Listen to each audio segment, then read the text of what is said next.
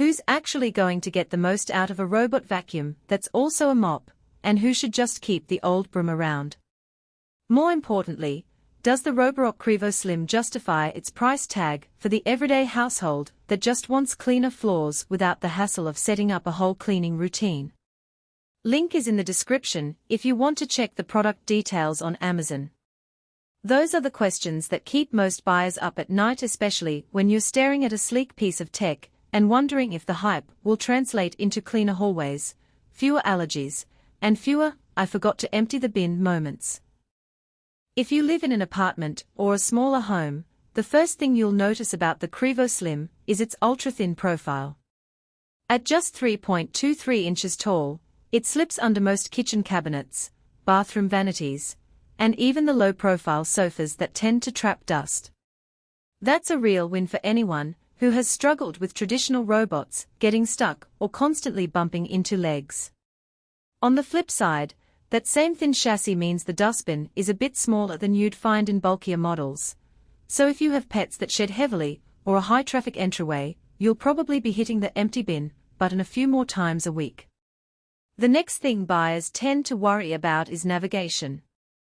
Roborock's new StarSight dual-light solid-state LiDAR promises 3D sensing that can differentiate between a rug edge and a dropped toy, and it actually does a decent job of mapping out a typical living room layout.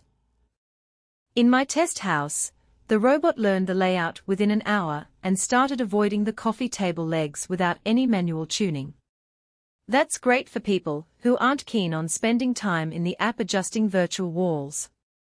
However, the system isn't perfect. In a hallway with a narrow doorway and a decorative console table, the robot occasionally tried to squeeze through, resulting in a brief pause and a little stuck vibe before it backed away.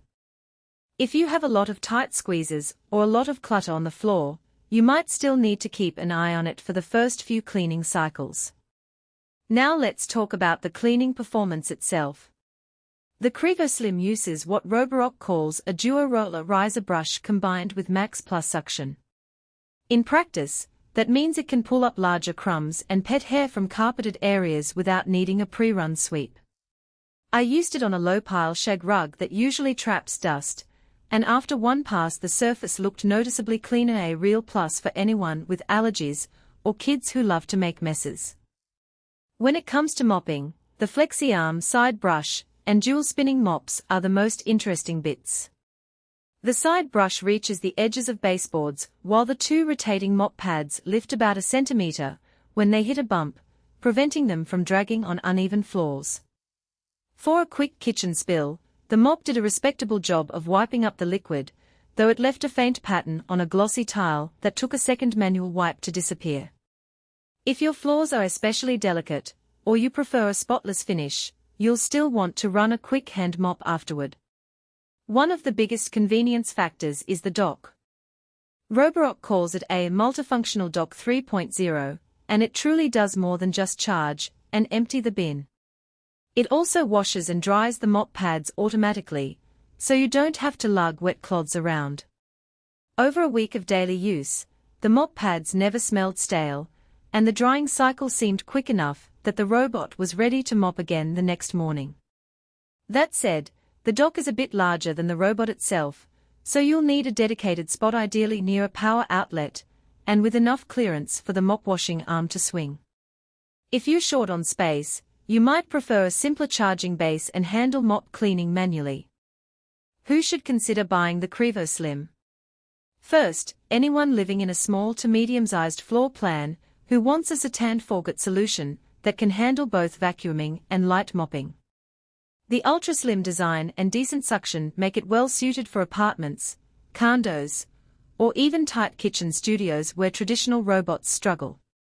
It also fits nicely for busy professionals who can't afford to spend 15 minutes each day sweeping and mopping, but who still want to keep dust and allergens under control. The auto-empty bin, integrated mop washing, and minimal need for manual intervention align perfectly with that use case. Who might skip it? If you have a very large home, a high-pile carpet, or multiple pets that shed a lot, you'll likely find the small dustbin and the moderate suction capacity a limiting factor. In those scenarios, a bigger robot with a larger bin and stronger suction perhaps at a higher price point could be a better fit.